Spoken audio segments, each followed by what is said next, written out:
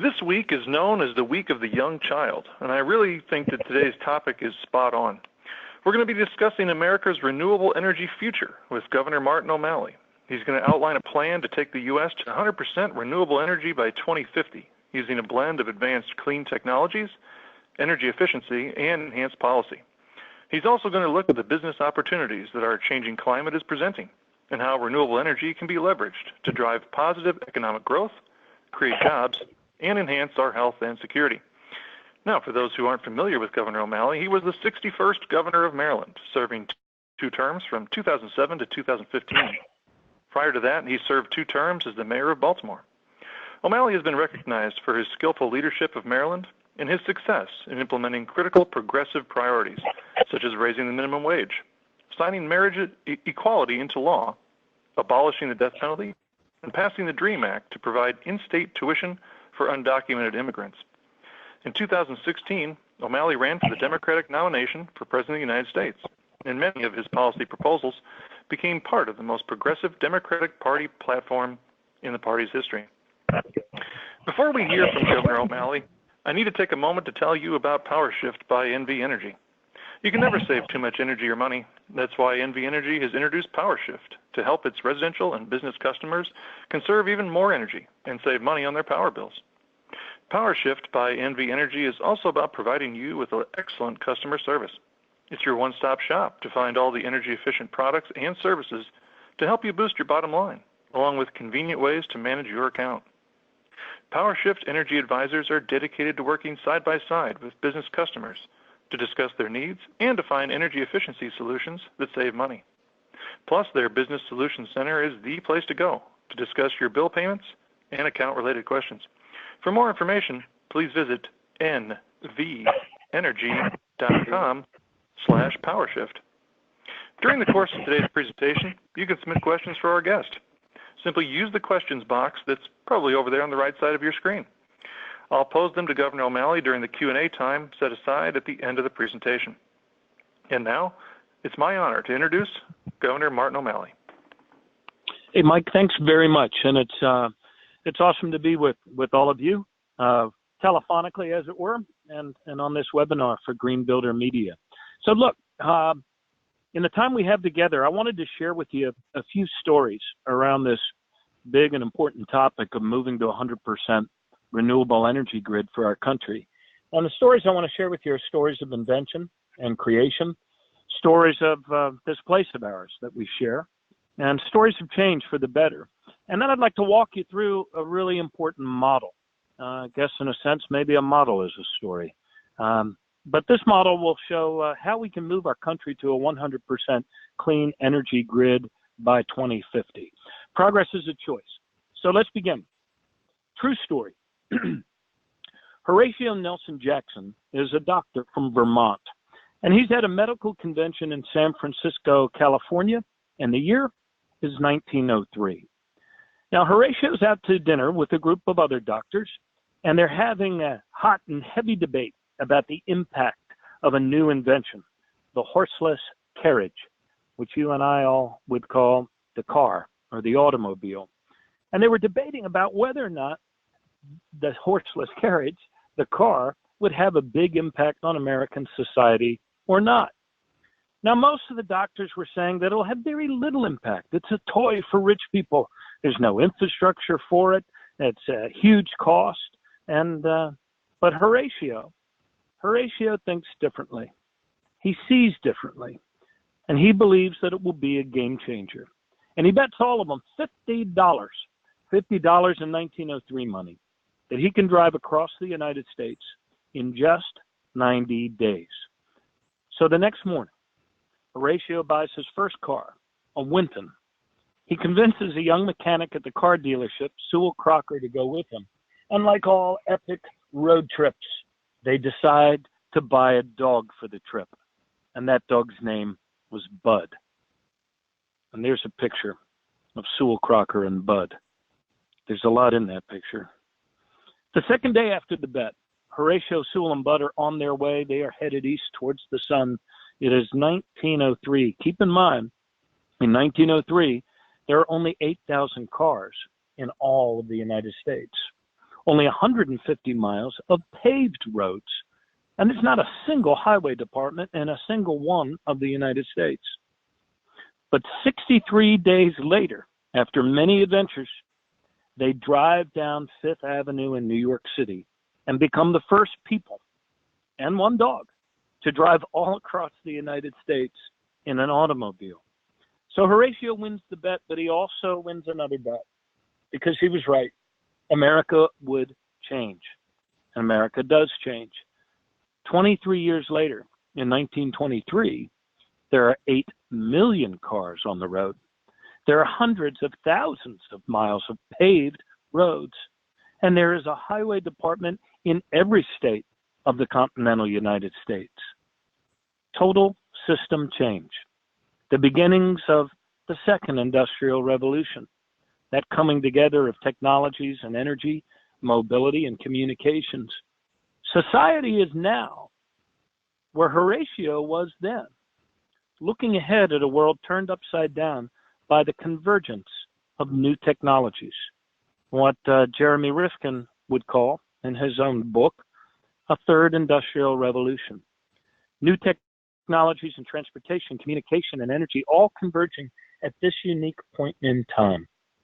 Vice President Al Gore observes that this is a global opportunity that combines the scale of the Industrial Revolution with the speed of the information age.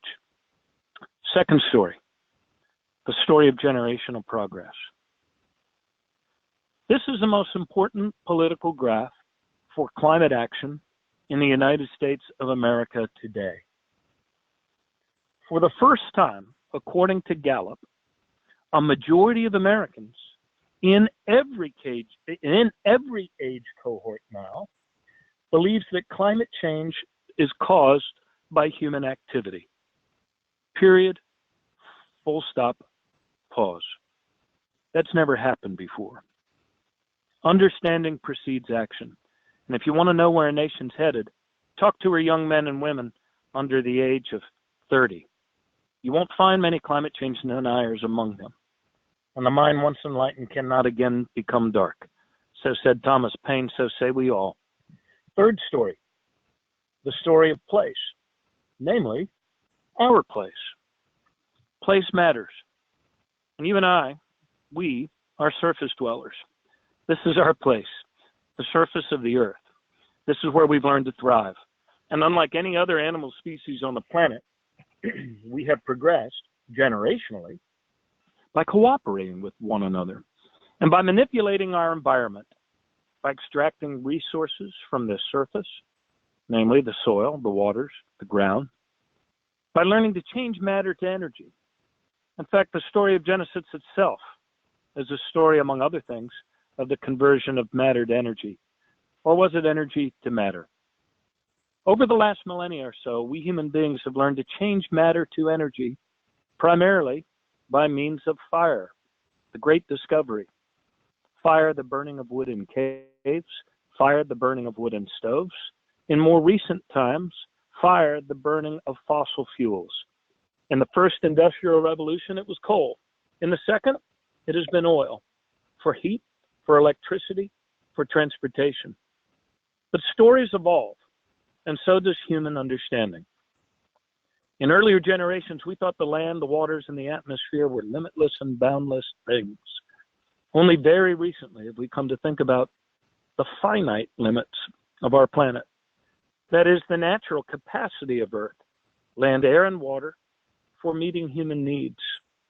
Today, from the perspective of space, we can see that the air we need to breathe and survive is actually held in a very thin membrane around the Earth, a thin membrane that not only holds the oxygen we breathe, but also the carbon and the methane pollution we emit from our burning. A good friend of mine named Betty C. Flowers reminds me that the future is always a story. And for most of recorded human history, our stories of heroic people or individuals revolved around our capacity to conquer, our capacity to fight and to love, our ability to overcome great suffering, sacrifice, and loss. If the earth was in those stories, the earth itself was merely a backdrop, or perhaps a wild or sometimes sinister thing to be mastered, harnessed, exploited. But now we find ourselves at the threshold of a new era of human understanding, the emergence of what American conservationist Aldo Leopold called the third ethic. After the Decalogue, the Ten Commandments, the Golden Rule, love your neighbor as yourself, the third ethic is the ethic of the land, or what our children will come to call the ethic of the earth, the dawn of a new consciousness. A new consciousness greatly accelerated by three important firsts. Number one, for the first time in human history, we have now seen ourselves from outer space as we truly are, a tiny blue capsule of light hurtling through a vast universe. Number two, urbanization. As of 2012, for the first time, a majority of human beings now live in cities. This has never happened before. And number three, today the collective impact of our fires, the exponential growth of our traditional ways of converting matter to energy, have now so superheated the thin atmosphere of the planet that we share that we are now breaking every NASA heat record year after year, every year. We are now pumping so much carbon and methane into the atmosphere that we are melting the ice caps, the natural air conditioning units of our space capsule, our life capsule Earth. And all of these are the threads of a new story. Not a story of scarcity and planetary disaster necessarily, but rather a story of greater health and greater well-being, of greater security and greater opportunity. So let me show you what I mean.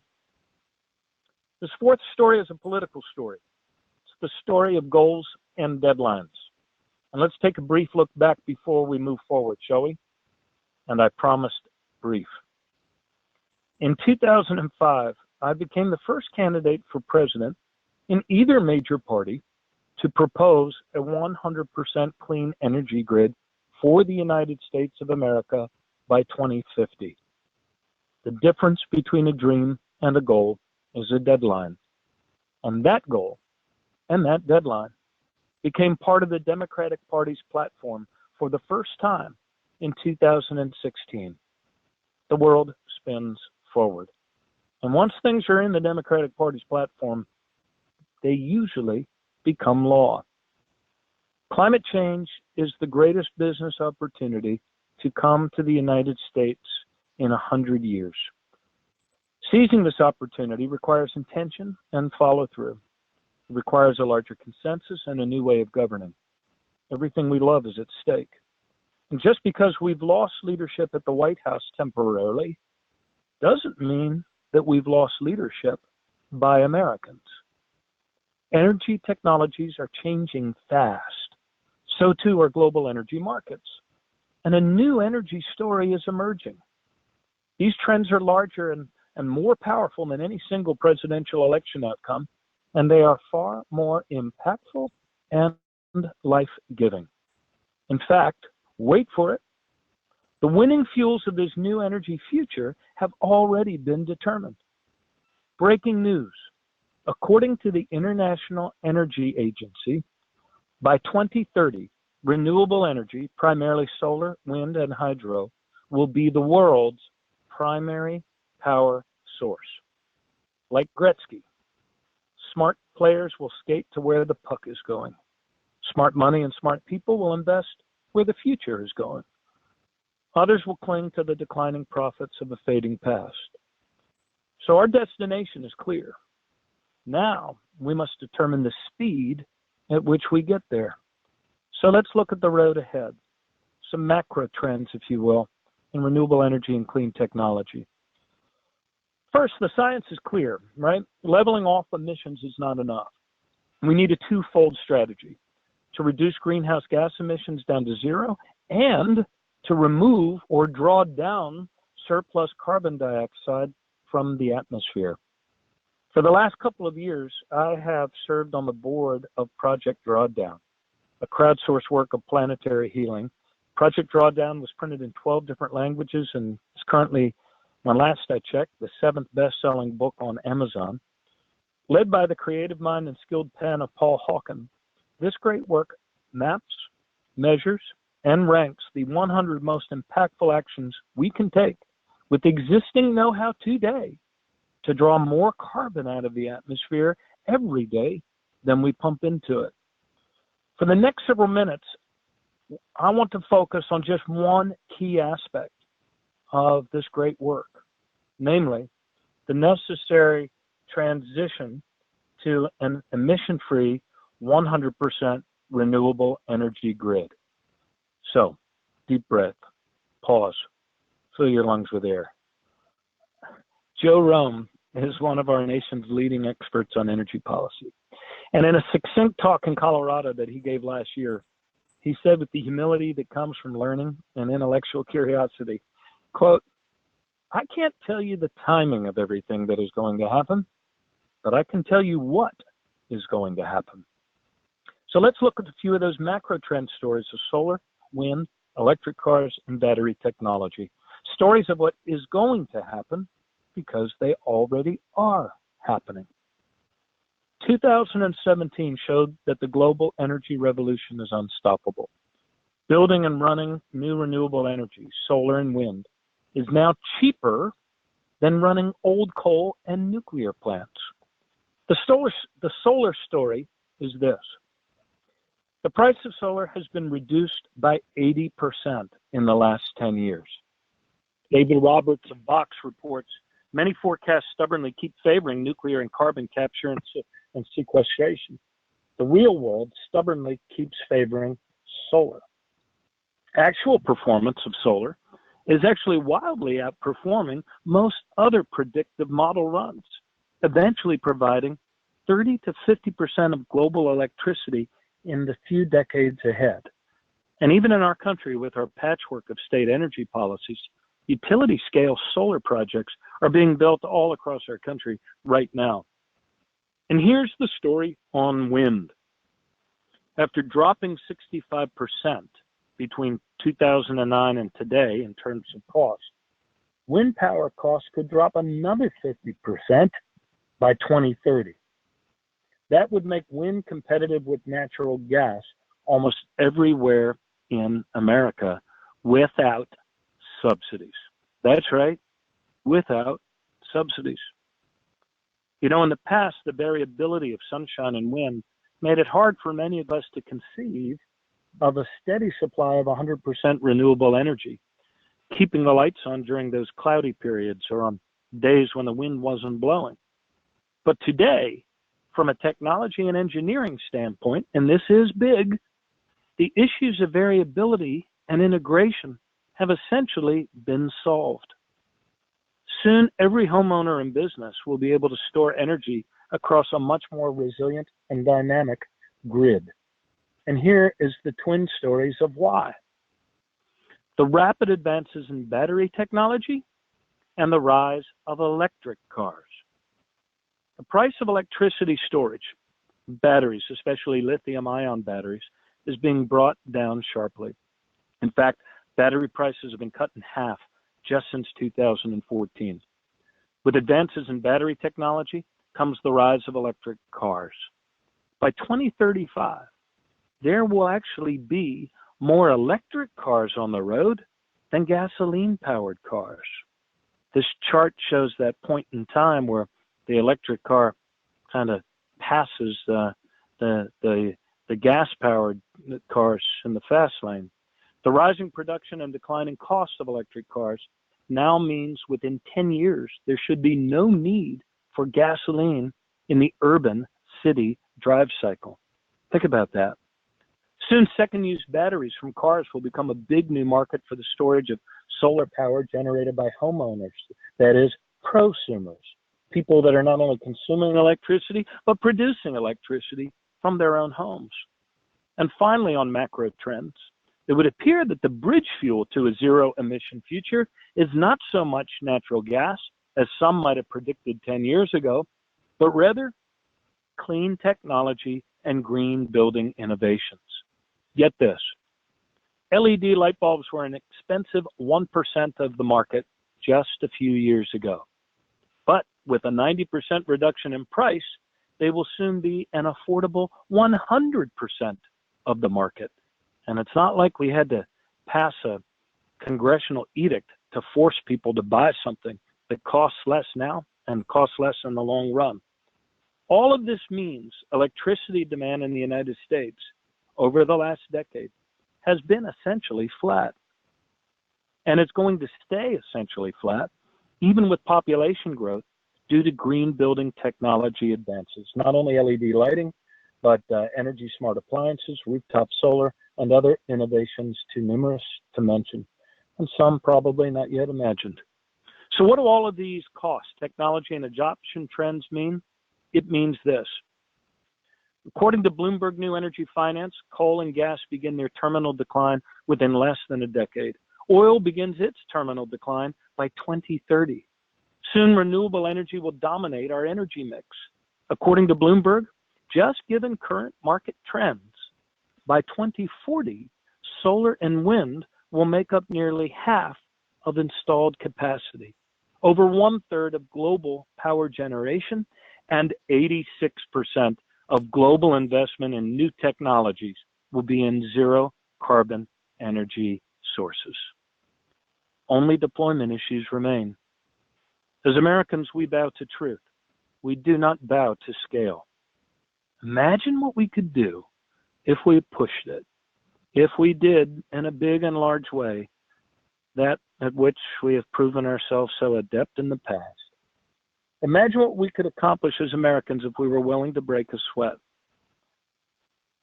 Which brings me to the model. Just a few months ago, the Lappeenranta University of Technology in Finland, on behalf of the Energy Watch Group, simulated a global transition to 100% renewable energy in the power sector by 2050.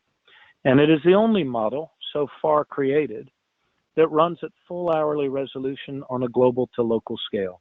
Real weather data are used for the solar, wind, and hydro resources. So let's look at what this latest model tells us, not about the whole world, but about our important piece of it, about America's renewable energy future, the art of the possible.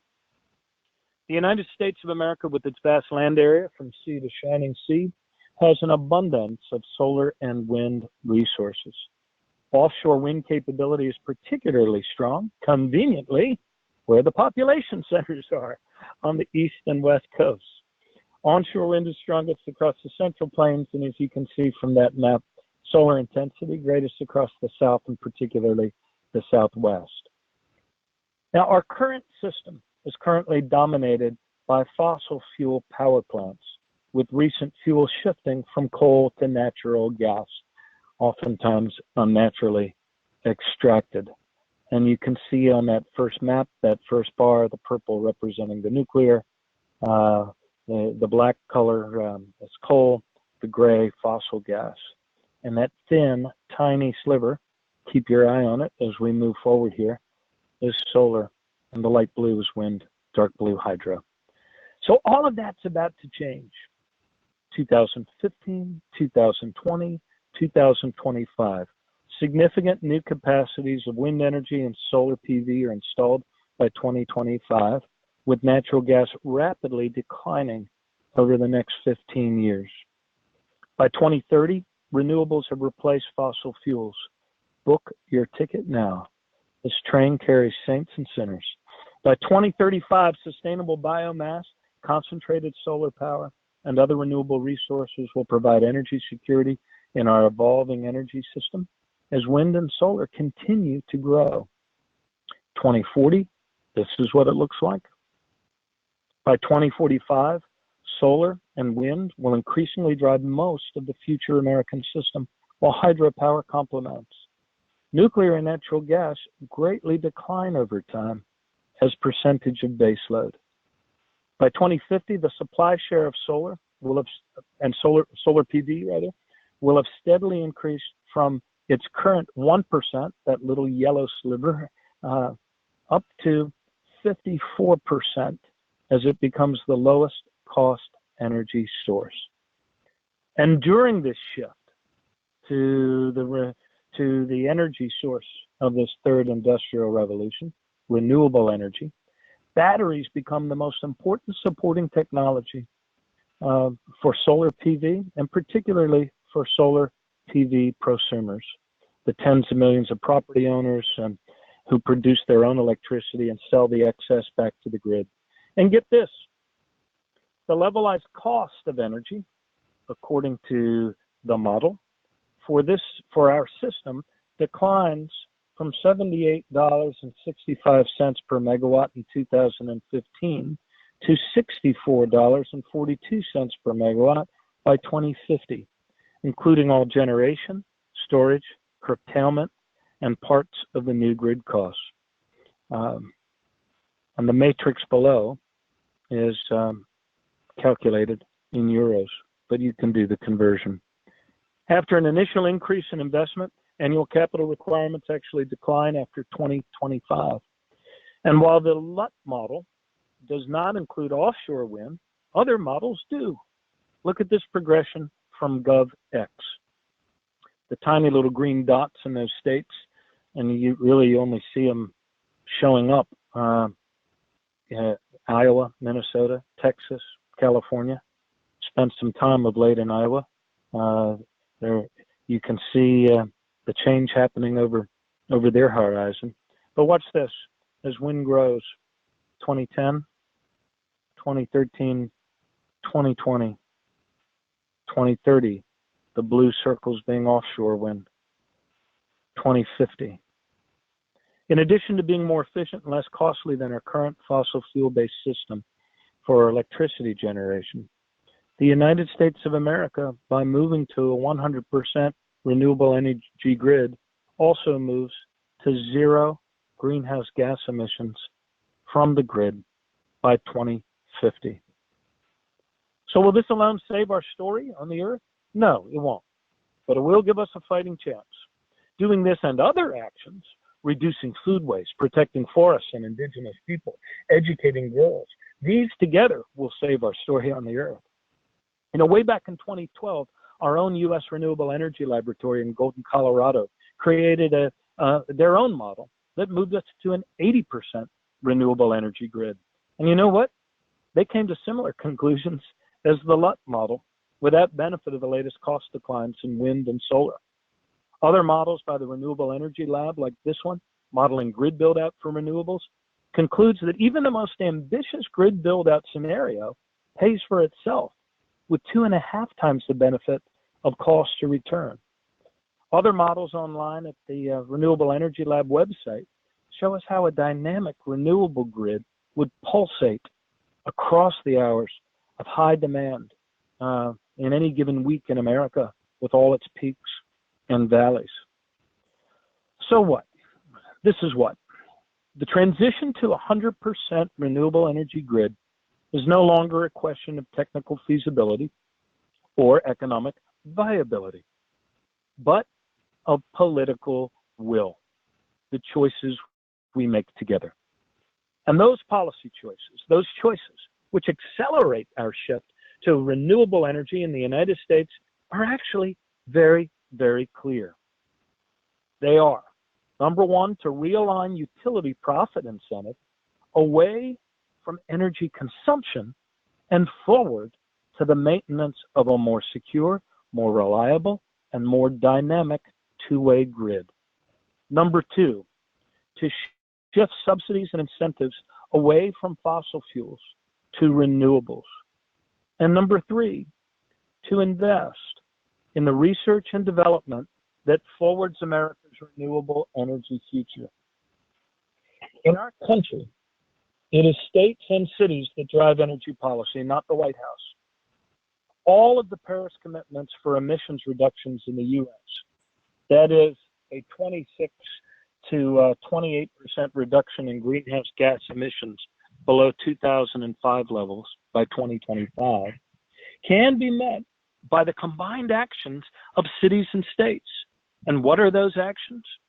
Today, 19 states have now adopted greenhouse gas reduction targets. 20 states have adopted decoupling policies that remove the traditional utility profit incentive away from increased consumption. 26 states, excuse me, have now adopted mandatory renewable energy portfolio standards. 22 states have now adopted energy efficiency standards and targets. 26 states have now adopted residential building energy codes, and 4 have recently adopted higher standards. 41 states have now adopted net metering, so homeowners can sell excess energy they produce back to the grid. Cities and states, in fact, all across the country, are now passing legislation and enacting ordinances to honor the Paris Agreement's carbon reduction targets, not with words, but with actions. From Los Angeles, California to Atlanta, Georgia, from Orlando, Florida to Somerville, Massachusetts, these cities are moving to 100% renewable energy. Atlanta leading the Southeast to get to 100% renewable. And Americans understand the urgency of the challenge. They also understand the immensity of the opportunity. Many states are, in fact, raising their renewable energy targets and accelerating their timetables. California's raised its portfolio standard to 50% by 2030. Other states are raising their energy goals and accelerating their renewable portfolio standards and the actions to achieve them. Hawaii set a goal of 100% renewable energy by 2045. And given the cost of shipping, costly and dirty fossil fuels onto the island, Hawaii might well be the first state to reach 100% renewable, but she will not be the last. Texas will soon reach 25% renewables in its energy mix, mostly from wind. Iowa is fast approaching 40% from renewables. This year, the people of New Jersey inaugurated a new governor in Phil Murphy. In the wake of former Governor Chris Christie's backtracking on climate action, Murphy actually campaigned on moving New Jersey forward to a 100% renewable grid by 2050. And guess what? He won by overwhelming margins, especially among the young and among people who live in cities. This year, a whopping 36 states are going to be holding midterm elections for governor and for state legislature. The governors and state legislatures we elect this year across those 36 states will not only determine state energy policies for the next decade, they will likely draw our nation's congressional districts for the next decade. And one day, perhaps sooner rather than later, America will have a new president who will embrace the challenge and opportunity of climate action. Now, look, I'm not going to bore or depress you with a recitation of all the things our next president should not do, like backing out of Paris, Keystone Pipeline, Arctic drilling, offshore drilling, opening up federal lands to coal mining, rolling back auto emission standards, not going to mention any of those things. Most of the easy executive policy undoings have already been undone. And you know what? They can all be done again. It's springtime, so let's look forward. Darkness makes a great canvas. Looking forward, our next elected president will actually campaign on the opportunity of climate change. He or she will actually lay out for the people of the United States those policies which serve our national interest and those which do not. How you campaign determines how you govern. Secondly, on day one, our next president will sign an executive order declaring a full transition to clean energy the number one economic and national security priority for our federal government. Thirdly, our next president will charge NASA with the mission of leading a cross-disciplinary and cross-departmental process whose job it shall be within 100 days to lay out a national model which simulates the fastest and most cost-effective ways to move the United States to that 100% renewable energy grid by 2050. We did not land a man on the moon with an all-of-the-above strategy. Free markets did not alone propel the Apollo missions. This is an engineering challenge, a challenge that NASA has the unique combination of talent and public credibility at this point in our nation's history to lead. All subsequent actions will flow from these first three. And to those who say that our country can't afford such investments, I pause here to redirect your attention to the $1.5 trillion in tax cuts that Congress passed just a few months back for corporations, the already wealthy, and in some cases, the already dead. Tripling research and development for America's clean energy future would amount to just 12% of that $1.5 trillion. Fully funding EPA and a new clean energy jobs corps would amount to just 8% of that $1.5 trillion. For $10 billion a year, a whole range of national clean grid transmission projects could be financed and built for a mere 6% of what we just spent on tax cuts for the wealthiest Americans. And unlike those tax cuts, these projects will actually create jobs. 2.7 million American jobs over the next 10 years. Real jobs, real people, real opportunity. So please don't tell me we can't afford it. We can afford what we want to afford. We cannot afford not to. There's one more very important, though nascent trend that I wanted to lift up for us in the closing minutes here. And that is a trend that's essential for restoring the public trust necessary to meet the challenges ahead, especially in democracies of the information age. And that is the evolution and the emergence of a new way of governing. The old ways of governing, ideology, bureaucracy, and hierarchy are fading away. This new way of governing has quietly taken root now in cities and towns all across the United States and in many places around the world. And it is steadily radiating up and out from cities. It is this new way of leadership and governing is fundamentally entrepreneurial. It asks the question, does it work or does it not work? It requires a radical commitment to openness and transparency, demonstrated every day through actions, not just words. It is collaborative and relentlessly performance measured. And things get done not on the authority of because I said so, but on the authority of because I can show you it works. Collaboration is the new competition. This new way of governing is enabled by common platforms and models, essentially the Internet of Things and geographic information systems. Systems that for the first time make this work open and visible to every citizen to see. What am I talking about? I'm talking about the ability to model our belief space, our physical environment, our natural environments. What kind of models? Models that show us where and when crime is most likely to be committed over a particular time-space continuum, and how to deploy police cruisers to prevent it. Models that show us where and when traffic flows across the city and how to better accommodate it.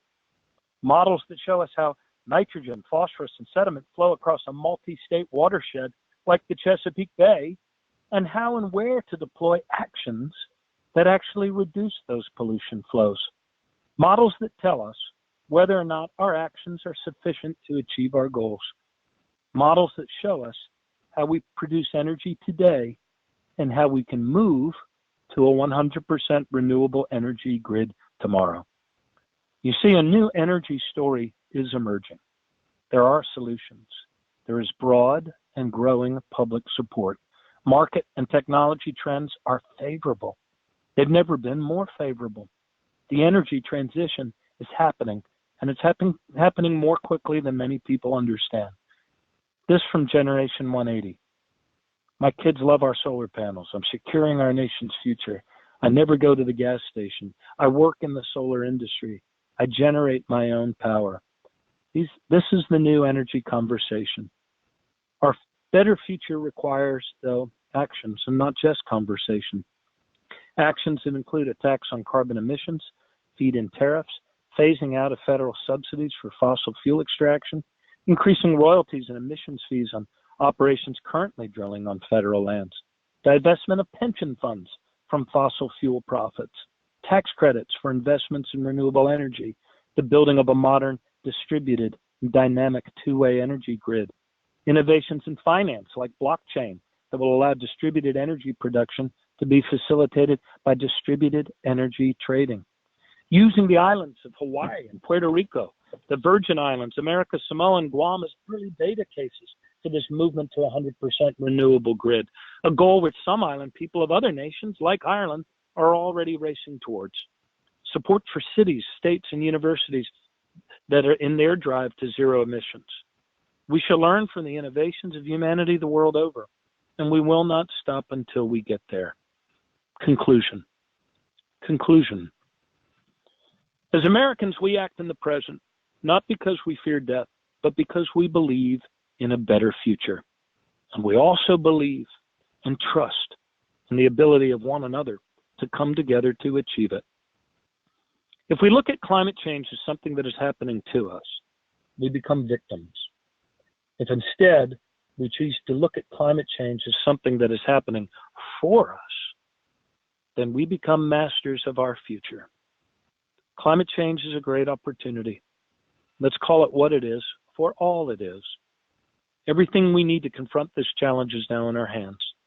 And yes, our politics, like our self-confidence, is badly bruised. But we have the ability to make it work again. It's time to leave behind the small-mindedness, the self-pitying excuses, and our fear of the future. It's time to speak to the goodness within us, to call that goodness forward.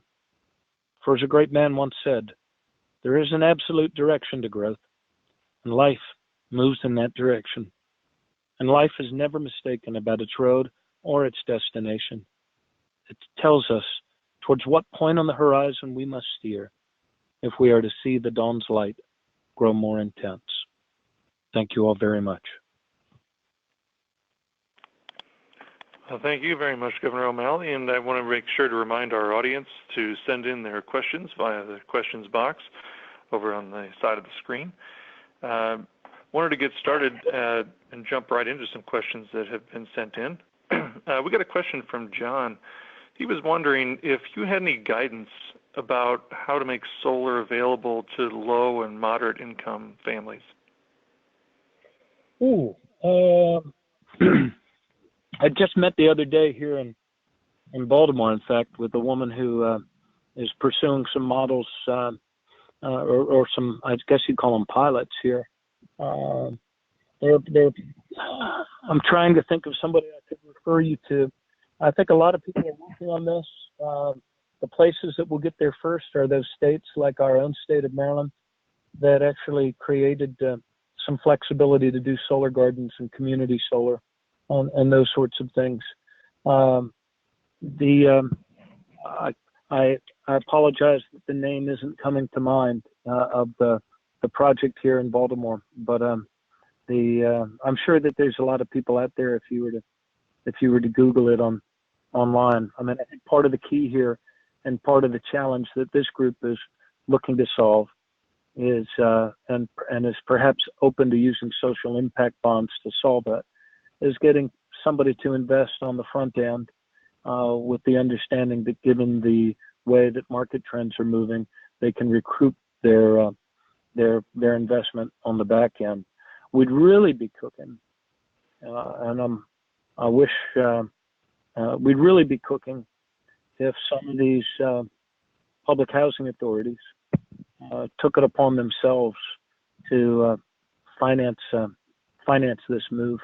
In other words, make the CapEx investment in order to alleviate the operational, payments and dollars that their residents and the authority has to shell out for electricity. So anyway, I hope that's helpful. I'm sorry I couldn't call a name to mind, but people are working on this. Well, you bring up a good point too, because you were focusing on a lot of tenant situations where you don't have the ability as a single family or a single homeowner to put that improvement onto the property.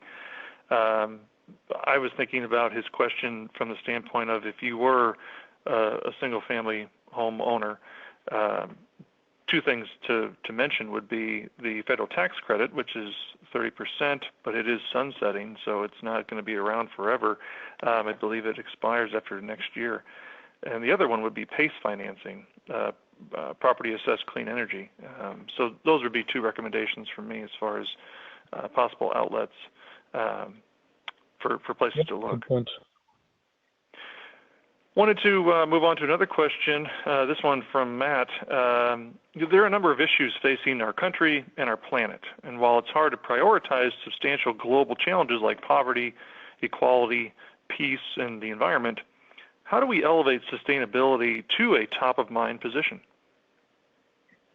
Oh, I think you have to first. My 2 cents to that, Matt, would be this: from experience in the political arena, I've learned that any appeal that begins from a standpoint of despair is kind of doomed to fail. So I think the key here in our public discourse, as we restore a badly tattered trust between us as citizens, is to talk about the opportunity of a renewable energy future for the United States. I touched in my presentation on this notion that our country is kind of stumbling backwards into a third industrial revolution, that we should actually be winning. And among the technologies that converge in these paradigm shifts, these industrial revolutions, it's a combination of technologies in communications, in mobility, and in energy. And while fossil fuel in the first industrial revolution, coal, the second one, oil, this new renewable energy revolution, is all about clean energy. And our country won't be able to be competitive, in fact, unless we make this transition. So that's what I would say is you have to lead with opportunity, the huge opportunity that climate change provides for creating jobs and creating a much more competitive American economy in a global context. The security is absolutely a part of that. Averting the really devastating impact that extended periods of drought, the violent weather, sea level rise, all those other things have, particularly on the globe's poorest populations. That's all important as well. But I think you really need to lead with the opportunity before you get to the security. And I think if we lead with the opportunity of climate change, I think we'll find that we're able to create a larger, more life-giving consensus more quickly than simply sounding the doom that the end is near. Okay. We've got a question from our friend Sarah. She's got a 2-part question. It's kind of pre and post election. So I'm going to ask you both of them because I'm guessing your answer will kind of encompass both. What do you foresee for midterm elections in terms of candidates running with renewables as a strong and prominent part of their platform? And then post-election, how can we as voters hold those elected officials more accountable to set stronger policy with regards to renewable energy and make sure anyone that we elect actually does that and follows through? Yeah, awesome question. Last year, which was, last year there were a lot of special elections that happened. Most of them never made the newspaper. There were special elections for state senate or state house. I traveled to 22 states, campaigned for 36 individuals. And these men and women are all doing about 15 to 20 points better than anybody might have suspected that they would do. And for those of you that don't know my party affiliation, I'm a Democrat. So I've been out there campaigning for Democrats. I think what you are going to see in these midterms is more first-time candidates running than we have ever had before. And oftentimes they are going to be running and will win in districts that in the past some of the older, so-called wiser members of the Democratic Party would have thought were unwinnable places. In Oklahoma, that had the largest margin for Donald Trump, there were 7 special elections last year, and Democrats won in 5 of the 7, including a couple that Trump had won by 20 to 40 percentage points. So, look, I'm a big believer that how you campaign determines how you govern. And I think what we need to do is, find the candidates that we care passionately about, get behind them, do more than we ever have, but not lose sight of the fact that while races for United States Senate get a lot of attention, and governor as well. Those state legislative races matter. And I would encourage us, and look, we have to win back our states if we're going to lead and save the United States. And providing a roadmap for our candidates, the policies that states can actually enact, and making sure that we ask them those questions, educating the candidates. It's a two-way street. I don't subscribe to the Putin line that all of our politicians are corrupt. They're not all corrupt. I mean, big money has a corrupting influence in every democracy. We have to be on guard against it and push back against it. And yes, some of our politicians are corrupt and do become corrupted. But most people that run for office are out there for the right reasons. And they want to be able to get things done when they get into office. So wherever your state is on that continuum of state renewable energy policies, I'd make an effort to support candidates and educate candidates as to how they can move down that road of renewable energy policies, namely policies that dial up the renewables in a state, that decouple utility profits away from consumption and towards a dynamic grid, and third, that make investments in clean technology. I mean, whatever the federal government does, the fact is counties and states can also do tax credits and solar tax credits, and I think what many candidates are finding is actually this is a winning issue. I showed you that graph. I don't know if the graph at the very beginning of my presentation. That graph has actually jumped 10 or 20 points in every age cohort since Donald Trump's election. So the Trump election was really an accelerant to broader and deeper understanding about climate.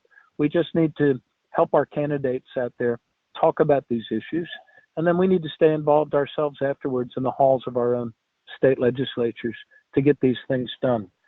This can't be an issue that only a few people care about. We need to make it actionable, and we need to always lead with opportunity and jobs in our home places. So it was on that last point there that I want to ask a question from Barry.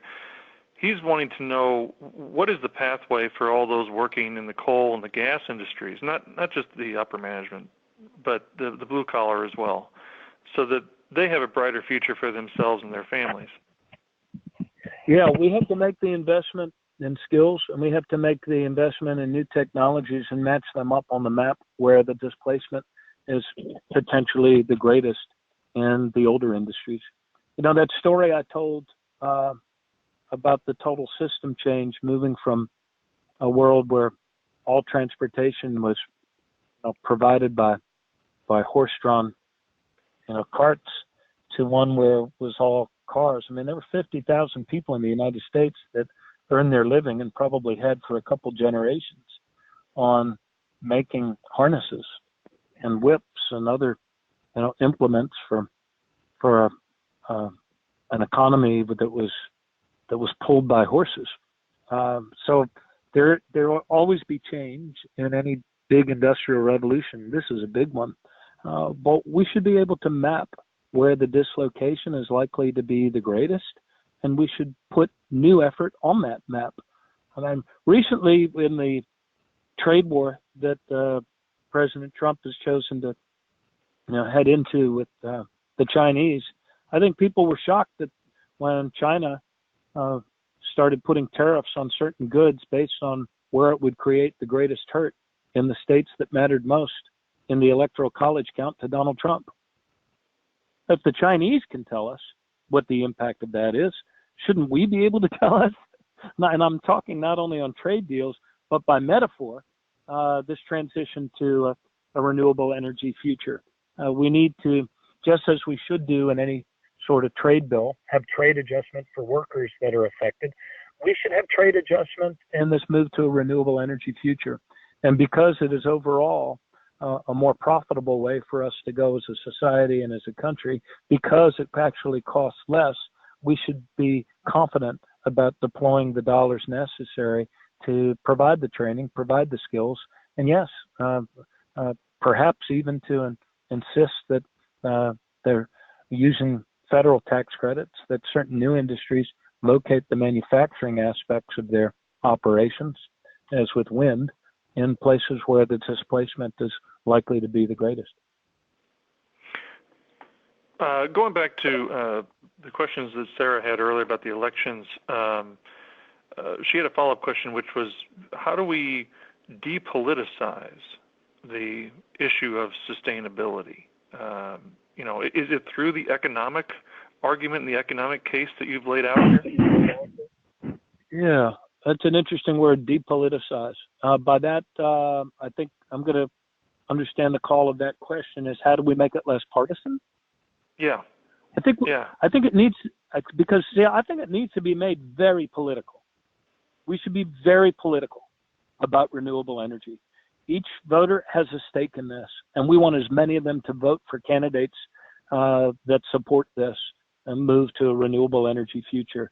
It is the only way that we're going to have a continuing story on the face of this planet, and it's also the way that we win the third industrial revolution and make our children winners in a changing economy. As far as the partisanship goes, I think we need to, I think that leading with the reasons, leading with the opportunity of this is I think the most important thing we can do to build a broader consensus across both parties. Frankly, I think if the Republican Party has a future, and I hope they do, I think you're going to see more of their younger candidates embracing a more rational way forward on many of these issues of renewable energy and climate. So I think we have to make it political. That doesn't mean that we have to let it become polarized. We need to lead with the jobs. I mean, look at how many staunch Republican supporters there are of wind in the halls of Congress. That's because in their own states and their own districts, they're huge industries. They employ people. And there's one yearning the whole world over today, and that is for a job. Lead with jobs and opportunity. Last question for you, Governor, because we're getting near the top of the hour here. Elizabeth wanted to know, we've heard that our electrical grid could be vulnerable to cyber terrorism. If we move to residential-based or even community-based solar, wouldn't that reduce our risk of criminal disruption of the grid? Yes. Yeah. Look, nature achieves stability through diversity, right? Ideologues believe the opposite. The more we create a distributed system, the more redundant and more resilient it becomes. So, yes, having this move to a much more dynamic system away from centralized production of electricity, it creates greater redundancies, whether that's in cardiovascular system in a person's body or whether it's in an energy system. More routes, more different routes, ways for us to continue to have the energy flow, even if an important node is taken out by disease or by a cyber attack. Yep, Elizabeth's got it. More distributed dynamic grid is also a more resilient grid, resilient against many things, not only cyber attacks, but as our neighbors in Puerto Rico can tell you, we have to be more resilient in the face of what will become increasingly more violent weather events for the rest of our lifetimes. All right. Well, I want to thank you all very much for attending today. Thank you, Governor O'Malley, for spending the time with us. Thank you, Mike. Out your vision. Our audience, certainly, for asking wonderful questions, and thank you to NV Energy for their generous sponsorship of this webinar. We'll see you all again in a little over 3 weeks as we cover advanced technologies for enhanced energy efficiency. I think it's a great follow-up to what we just talked about today. So please join us on Thursday, May 10th at 2 p.m. Eastern. Until then, I hope you all have a wonderful Earth Day this coming weekend, and take care. Bye-bye.